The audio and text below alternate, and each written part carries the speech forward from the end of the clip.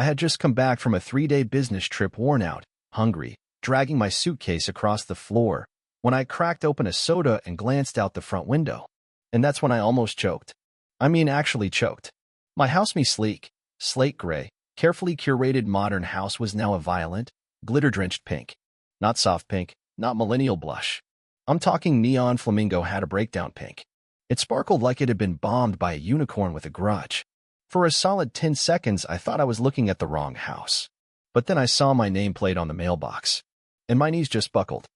I staggered outside like I'd been slapped by heat stroke, still half convinced this was some absurd prank, only to spot her Karen.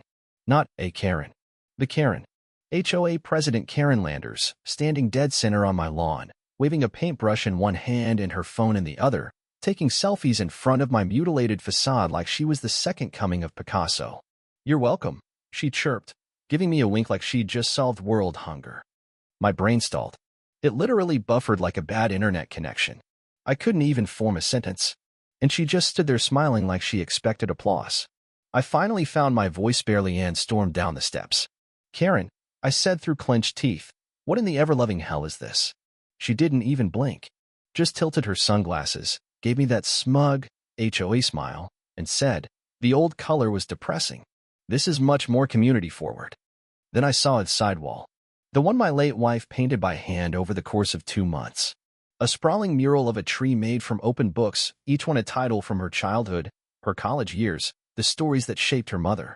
It wasn't just art. It was memory. It was therapy. It was everything. And now it was beige. Beige. With sparkly pink brush strokes smeared across it like someone had tried to whitewash a memory and failed. I swear, for a second I couldn't breathe. It felt like someone had burned a photo album. I didn't yell, I don't even remember what I said. But I know it wasn't polite. Karen rolled her eyes and walked off mid-sentence like I was the problem. "You should be grateful," she called over her shoulder.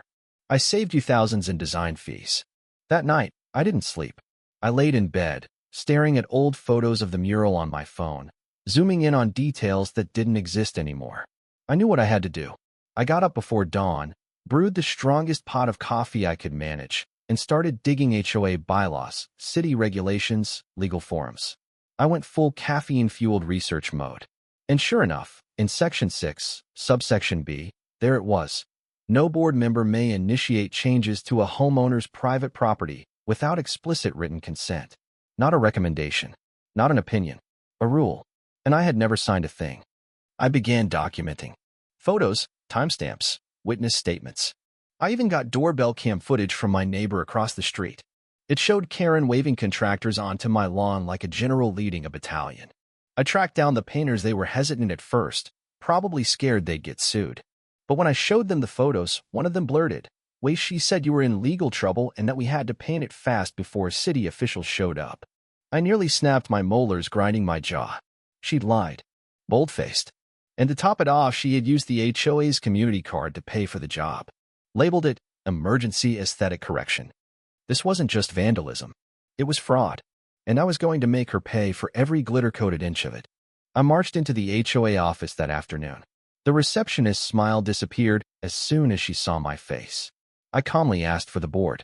The vice chair, a guy named Ted, came out, golf shirt, khakis, the whole suburban diplomat uniform. I handed him a flash drive and said, "I've got more receipts than CVS." He watched a minute of footage and went pale. When he saw the photo of the mural before Karen's Barbie nightmare, he looked like he'd swallowed a tack. "That was your wife's?" he asked. I just nodded, tight-lipped. He told me the board would meet in 3 days. Karen would be there, and I told him I'd be there too with my lawyer. Those 3 days moved like cold syrup. I printed everything in triplicate, laminated photos like they were sacred texts. Every time I passed the house, I had to stop myself from screaming. But something strange started happening. A few neighbors who'd always kept their heads down started stopping by. One elderly woman left cookies on my porch and just said she had no right, then left. The Hendersons admitted Karen once fined them for a plastic flamingo. Dave got a warning for a birdhouse. Janine was still fighting a $300 fine because her flowers were too bright. It wasn't just me. Karen had been terrorizing the whole neighborhood for years. But nobody had fought back. Until now. The day of the meeting, I put on a button-up and walked into that room like I was walking into a courtroom. Karen was already there, sitting at the head of the table like suburban royalty in a pink blazer that practically matched my house. She smirked at me like this was all a joke, until the vice chair banged the gavel and said, "First order of business.